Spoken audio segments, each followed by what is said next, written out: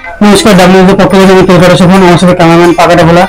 চলুন আপনাদের আজকে এইচএস এর পর ছেলেমেয়েরা কি প্রিপারেশন করছে আপনাদের সামনে তুলে ধরছি।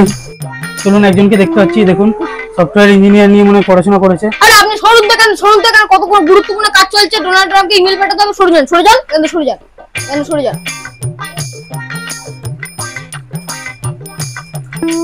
পাগল চোদা, কম্পিউটারটা অন কর। পাগল চোদা কাকে বলছেন আপনি? আপনি পাগল চোদা কাকে বলছেন? জানেন এটা কে? রিপোর্টার আছি বাড়া। তো জানেন এটা কে? এটা কত বড় মাল আপনি জানেন? চলুন একজনকে দেখাচ্ছি, তিনি ওনার ইলেকট্রিশিয়ান নিয়ে পড়াশোনা করছে। দাদা, কাজ হয়ে গেছে আপনার? দেখাচ্ছি কাজ হয়েছে কিনা, চলেন দেখাচ্ছি।